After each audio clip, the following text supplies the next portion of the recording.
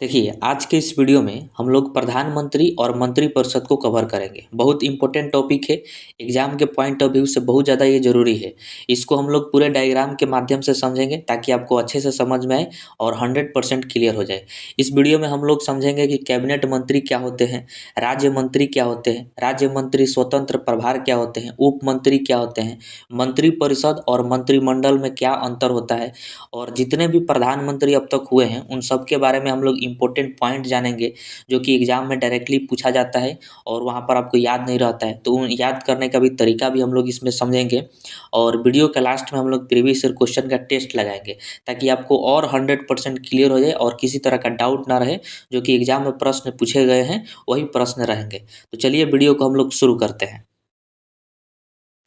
देखिए, आर्टिकल 74 में मंत्रिपरिषद और प्रधानमंत्री का जिक्र किया गया है।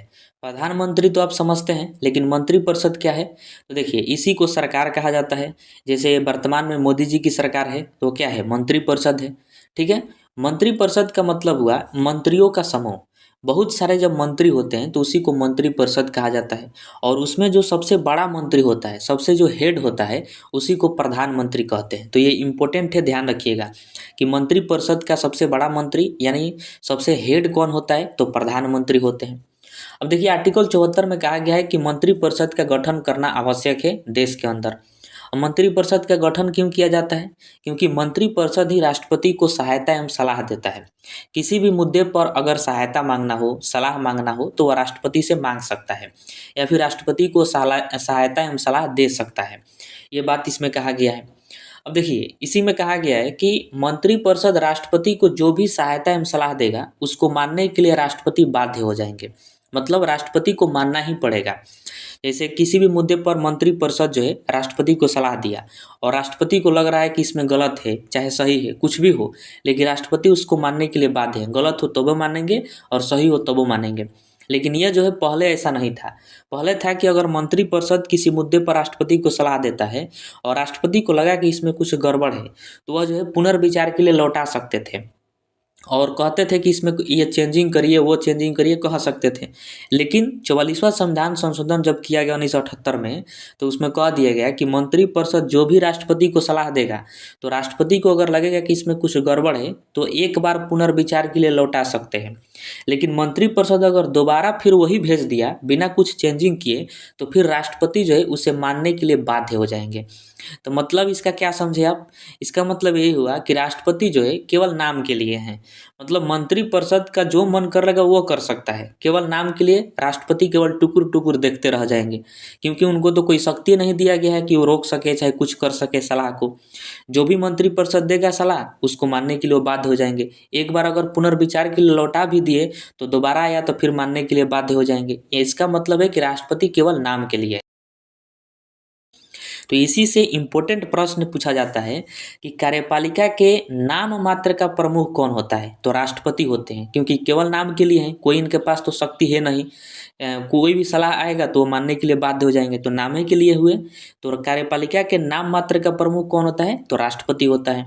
लेकिन वास्तविक प्रमुख कौन होता है कार्यपालिका के? तो प्रधानमंत्री होते हैं, यानी मंत्रिपरिषद। सारा जो डिसीजन लेना होता है तो मंत्रिपरिषद यानी प्रधानमंत्री ही लेते हैं, और जो भी चेंजिंग करना हो तो वही चेंजिंग कर सकते हैं प्रधानमंत्री। तो वास्तविक प्रमुख हो गए कार्यपालिका के, और ये नाम के हैं, केवल केवल इन फॉर्मेलिटी अदा किया जाता है, तो ये नाम मात्र के हो जाते हैं राष्ट्रपति। ठीक है, तो ये डायग्राम से आपको याद हो गया, इसको ध्यान रखिएगा। उसके बाद देखिए, आर्टिकल 74 के 2 में कहा गया है कि मंत्रिपरिषद जो राष्ट्रपति को सलाह देता है, सहायता देता है, उसका जो है न्यायिक समीक्षा नहीं किया जा सकता। अब न्यायिक समीक्षा का मतलब क्या है? न्यायालय में उसका जांच नहीं किया जा सकता कि मंत्रिपरिषद जो है वो राष्ट्रपति को किस प्रकार का सलाह दिया था, कैसा सहायता दिया था, उस सलाह में क्या था। इस तरह के बातों का जो है चर्चा नहीं किया जा सकता है न्यायालय में, उसका जांच नहीं किया जा सकता है। ये बात आर्टिकल 74 के 2 में कहा गया है। मंत्रिपरिषद के ऊपर है, जो भी उस राष्ट्रपति को सलाह दे दे, सहायता दे दे, वो उस पर निर्भर करता है, उसका जांच नहीं कर सकते हैं। तो ये ध्यान रखिएगा। उसके बाद देखिए, मंत्रिपरिषद का जो है 3 प्रकार होता है, या फिर हम ये भी कह सकते हैं कि मंत्रिपरिषद में 3 तरह के मंत्री शामिल होते हैं। एक होता है कैबिनेट मंत्री, दूसरा होता है राज्य मंत्री, और तीसरा होता है उप मंत्री। तो इस तीनों को ध्यान रखिएगा। अब आइए हम तीनों को जो है अच्छे से समझते हैं एकदम बेहतरीन तरीका से। तो आइए हम पहले कैबिनेट मंत्री और राज्य मंत्री को समझते हैं। देखिए, कैबिनेट मंत्री जो होते हैं ये सबसे वरिष्ठ मंत्री होते हैं मंत्रिपरिषद के। मंत्रिपरिषद में जो सबसे बड़े लेवल के मंत्री होते हैं उनको कैबिनेट मंत्री कहा जाता है। देश के जितने बड़े निर्णय लेना हो वो कैबिनेट मंत्री ही लेते हैं। बड़े बड़े जो निर्णय लिया जाता है तो वो कैबिनेट मंत्री के द्वारा लिया जाता है। और सबसे महत्वपूर्ण मंत्रालय कैबिनेट मंत्री को ही मिलता है, जैसे रक्षा मंत्रालय हो गया, गृह मंत्रालय, वित्त मंत्रालय, विदेश मंत्रालय, शिक्षा मंत्रालय, ये सब बड़े बड़े लेवल के मंत्रालय हैं देश के, तो वो जो है कैबिनेट मंत्री को दिया जाता है। और बड़ा निर्णय लेना होता है तो कैबिनेट मंत्री ही लेते हैं। उसके बाद देखिए राज्य मंत्री। राज्य मंत्री जो होते हैं ये कैबिनेट मंत्री की सहायक होते हैं। मतलब जितने भी कैबिनेट मंत्री हैं उन सब का एक राज्य मंत्री होगा। जैसे रक्षा मंत्री हैं कैबिनेट मंत्री, तो रक्षा मंत्री की सहायता करने के लिए एक राज्य मंत्री होंगे जिनको रक्षा राज्य मंत्री कहा जाता होगा। उसी प्रकार गृह मंत्री कैबिनेट मंत्री हैं तो इनका भी सहायता करने के लिए एक राज्य मंत्री होगा जिसको गृह राज्य मंत्री कहा जाता होगा।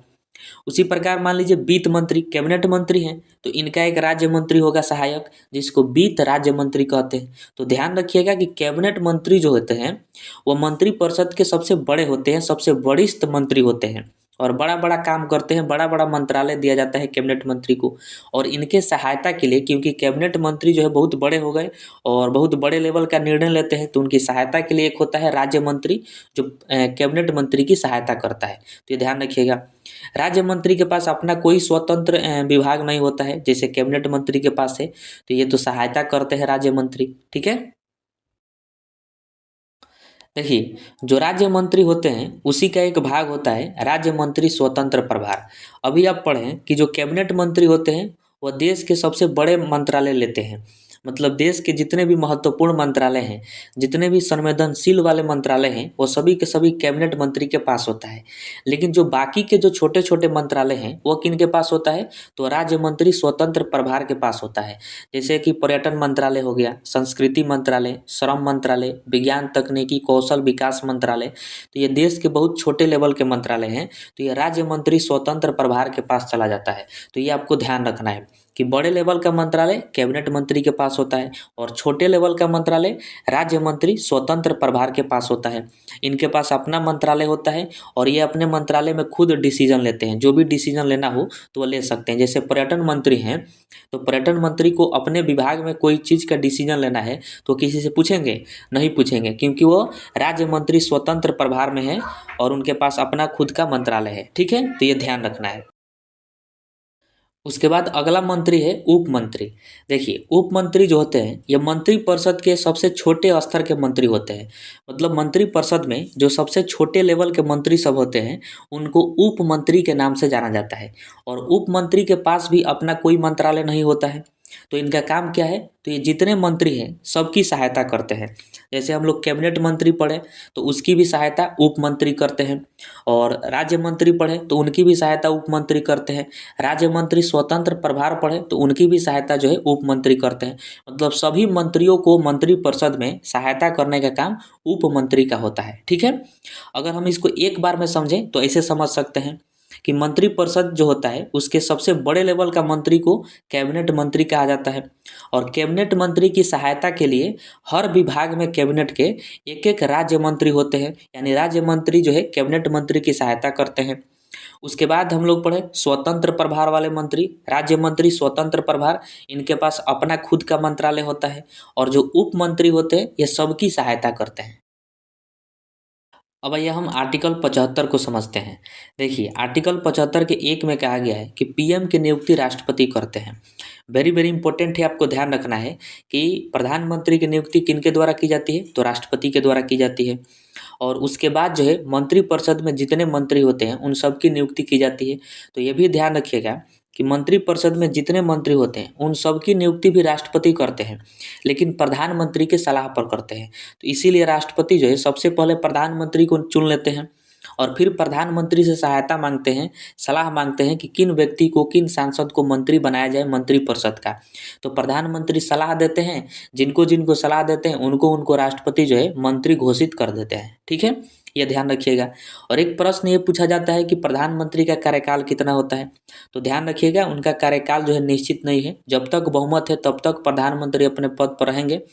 जिस दिन बहुमत गायब होगा उसी दिन से प्रधानमंत्री भी गायब हो जाएंगे। और इसी आर्टिकल में कहा गया है कि जो मंत्रिपरिषद में मंत्रियों की संख्या होगी वह लोकसभा के सदस्यों के 15% हो सकती है, 15% से अधिक नहीं होगी। जैसे आपको पता है कि वर्तमान में लोकसभा सदस्यों की संख्या कितना है, तो 543 है। तो 543 का 15% जितना होगा उतना ही मंत्रिपरिषद में मंत्री हो सकते हैं, उससे ना ज़्यादा होंगे और ना ही कम होंगे। जैसे 543 वर्तमान में लोकसभा सदस्यों की संख्या है, तो 543 का हम 15% निकालेंगे तो कितना होगा, 81.45 होगा। यानी लगभग 81 मंत्री ही मंत्रिपरिषद में हो सकते हैं, 81 मंत्री से अधिक नहीं होंगे। और यह चेंजिंग जो है कब किया गया, तो 91वां संविधान संशोधन जो 2003 में किया गया था उस वक्त किया गया कि लोकसभा के जितने सदस्य होंगे उसका 15% मंत्री बनाया जाएगा, उससे अधिक नहीं बनाया जाएगा। इससे जो है सरकार का खर्चा बचता है, देश का पैसा बचता है, क्योंकि जितने मंत्री हैं उन सब में बहुत खर्चा होता है, अरबों करोड़ों खर्चा हो जाता है उन सब में। ठीक है। उसके बाद अगला आर्टिकल है आर्टिकल 75 का 2। इसमें कहा गया है कि मंत्रिपरिषद के जितने भी मंत्री होते हैं वह राष्ट्रपति के प्रसाद पर्यंत होते हैं। अभी आप पढ़ें कि मंत्रिपरिषद के सभी मंत्रियों की नियुक्ति राष्ट्रपति के द्वारा की जाती है, यानी राष्ट्रपति के ही इच्छा अनुसार वो आए हैं, यानी वह प्रसाद पर्यंत हो गए, यानी जब राष्ट्रपति चाहे तब उनको हटा सकते हैं। इसीलिए कहा जाता है कि मंत्रिपरिषद में जितने मंत्री होते हैं वह राष्ट्रपति के प्रसाद पर्यंत होते हैं। तो ये आपको ध्यान रखना है। अब देखिए मैं आपको जितना आर्टिकल बता रहा हूँ ये आर्टिकल आपको याद नहीं रखना है, जैसे 75 का 1, 75 का 2, ये सब आपको इसमें जो बातें लिखी गई है वह बातें आप ध्यान रखिएगा, क्योंकि ये इम्पोर्टेंट है, एग्जाम में पूछा जाता है। उसके बाद 75 का 3 है, इसमें है कि मंत्रिपरिषद लोकसभा के प्रति सामूहिक रूप से उत्तरदायी होता है। यानी जो सरकार होता है, मंत्रिपरिषद होता है, वह लोकसभा के प्रति सामूहिक रूप से उत्तरदायी होता है। यानी कोई भी सरकार है वह कब तक टिकी हुई है, जब तक उसके लोकसभा में बहुमत है। जिस दिन लोकसभा से बहुमत गायब हुआ उसी दिन से वह सरकार भी गायब हो जाएगी। जैसे मोदी सरकार है तो लोकसभा में जब तक बहुमत है तब तक मोदी सरकार टिकी रहेगी, लेकिन जिस दिन उसके सांसद भागे, जिस दिन लोकसभा में बहुमत खत्म हुआ उसी दिन से सरकार भी क्या हो जाएगी, खत्म हो जाएगी। और सामूहिक रूप से उत्तरदायी का मतलब क्या होता है कि लोकसभा में जो भी प्रश्न पूछा जाता है तो मंत्रिपरिषद के जितने भी मंत्री हैं सबको उत्तर देना जरूरी होता है, तो उसी को कहते हैं कि सामूहिक रूप से उत्तरदायी होता है। जैसे लोकसभा में जिस भी विभाग से संबंधित अगर कोई प्रश्न पूछा जाता है तो उस विभाग के मंत्री उठकर और उसका जवाब देते हैं, उसका समाधान देते हैं, कब क्या होगा ये सब बताते हैं। तो इसीलिए कहा जाता है कि मंत्रिपरिषद के जितने मंत्री हैं वह लोकसभा के प्रति सामूहिक रूप से उत्तरदायी होते हैं। उसके बाद है 75 का 4, इसमें है कि मंत्रिपरिषद के सभी मंत्रियों को राष्ट्रपति शपथ दिलाते हैं। यानी आपको पता है कि मंत्रिपरिषद में जितने मंत्री होते हैं वह सब के सब राष्ट्रपति के समक्ष शपथ लेते हैं, ये आप देखे भी होंगे। उसके बाद है 75 का 5, ये इंपॉर्टेंट है, ध्यान रखिएगा।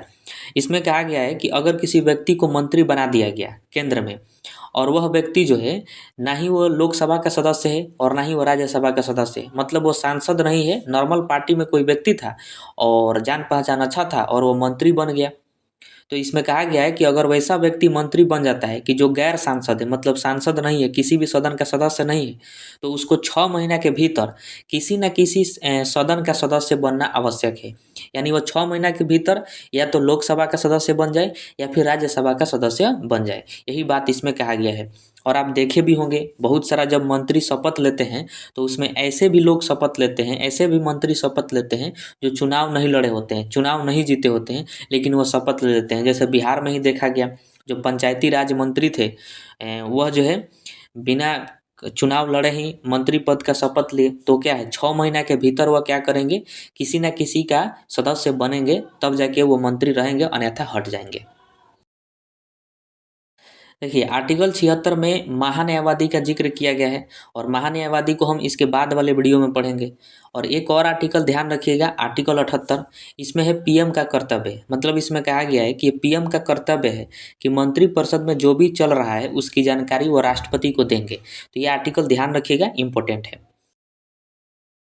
तो अब आइए हम मंत्रिमंडल को समझते हैं। देखिए मंत्रिमंडल को समझने के लिए आपको जो है मंत्रिपरिषद और मंत्रिमंडल में दोनों में अंतर समझना है, तब जाके आपको जो है मंत्रिमंडल अच्छे से समझ में आएगा। तो ये चार्ट है, इस चार्ट के माध्यम से मैं आपको बताता हूँ कि मंत्रिपरिषद और मंत्रिमंडल इन दोनों में क्या अंतर है। देखिए मंत्रिपरिषद में जो है सभी तरह के मंत्री होते हैं, सभी प्रकार के। जितने भी केंद्र में मंत्री होते हैं उन सबको जो है मंत्रिपरिषद कहा जाता है। सबके समूह को क्या कहते हैं? मंत्रिपरिषद, जैसा कि हम लोग पढ़े। लेकिन जो मंत्रिमंडल होता है तो इसमें केवल कैबिनेट के मंत्री होते हैं। कैबिनेट मंत्री हम लोग पढ़े, तो कैबिनेट मंत्री में हम लोग पढ़े थे कि उसमें बड़े लेवल के मंत्री आते हैं, जो बड़ा निर्णय लेते हैं वो मंत्री शामिल होते हैं कैबिनेट मंत्री में। तो जो कैबिनेट मंत्री होते हैं उन्हीं को मंत्रिमंडल कहा जाता है।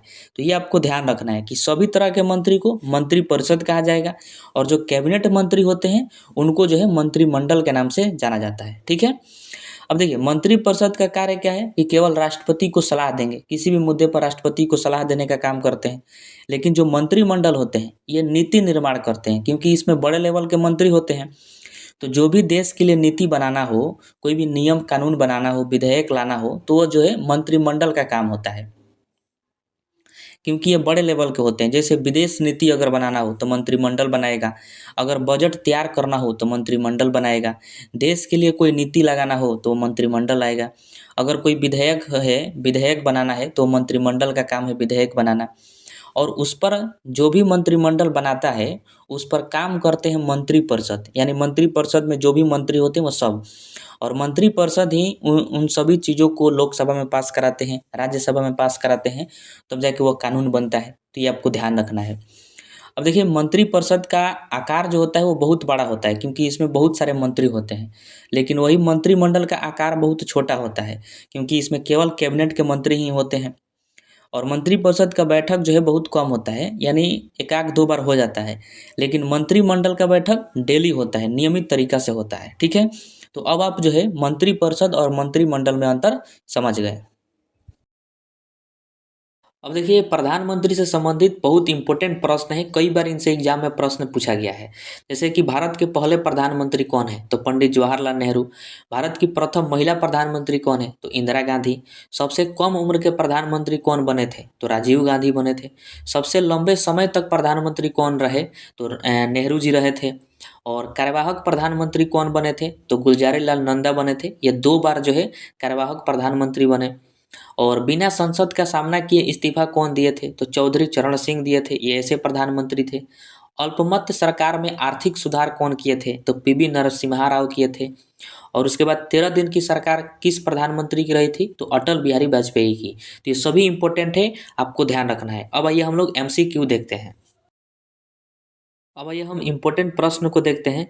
अगर आपको पता होगा इसका आंसर तो आप नीचे कमेंट बॉक्स में बताइएगा।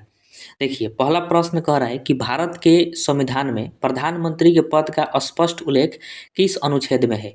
तो आर्टिकल 75 में है। तो इसका right answer option number C हो जाएगा। इसी में तो प्रधानमंत्री के पद का जिक्र किया गया है। अगला प्रश्न है कि प्रधानमंत्री की नियुक्ति कौन करता है? तो बताइए इसका राइट आंसर क्या होगा? तो इसका right answer option number C हो जाएगा, राष्ट्रपति करते हैं प्रधानमंत्री की नियुक्ति। उसके बाद है कि मंत्रिपरिषद सामूहिक रूप से किसके प्रति उत्तरदायी होता है? तो मैंने आपको बताया था कि जो मंत्रिपरिषद है वो लोकसभा के प्रति उत्तरदायी होता है। तो इसका right answer option number B हो जाएगा। ऐसा ही प्रश्न पूछा जाता है। उसके बाद है कि यदि कोई व्यक्ति मंत्री नियुक्त हो जाता है लेकिन संसद का सदस्य नहीं है, यानी लोकसभा का भी सदस्य नहीं है और राज्यसभा के भी सदस्य नहीं है, तो कितने समय के भीतर किसी सदन का सदस्य बनना होगा? तो मैंने आपको बताया था कि 6 माह के भीतर उसको बनना होगा। तो इसका right answer option number B हो जाएगा। उसके बाद है कि मंत्रिपरिषद का वास्तविक प्रमुख कौन होता है? ये मैं आपको छोड़ दे रहा हूँ, इसका आंसर आप बताइएगा। उसके बाद है कि निम्नलिखित में से कौन मंत्रिपरिषद का सदस्य नहीं होता है? मतलब बताना है कि मंत्रिपरिषद में कौन शामिल नहीं होता है। तो मैंने आपको बताया था कि मंत्रिपरिषद में कैबिनेट मंत्री आते हैं, राज्य मंत्री आते हैं, उप मंत्री आते हैं, और राज्य मंत्री स्वतंत्र प्रभार भी आते हैं, लेकिन लोकसभा के अध्यक्ष नहीं आते हैं। तो इसका right answer option number D हो जाएगा। मंत्रिपरिषद में लोकसभा के अध्यक्ष शामिल नहीं होते हैं। अगला प्रश्न है कि प्रधानमंत्री अपना त्यागपत्र किसे देते हैं? तो आपको पता है कि राष्ट्रपति को देते हैं, और राष्ट्रपति ही प्रधानमंत्री को नियुक्त करते हैं। तो इसका right answer option number C हो जाएगा। और लास्ट प्रश्न है कि भारत के प्रथम प्रधानमंत्री कौन थे? तो आपको पता है कि पंडित जवाहरलाल नेहरू जो है ये भारत के प्रथम प्रधानमंत्री हैं।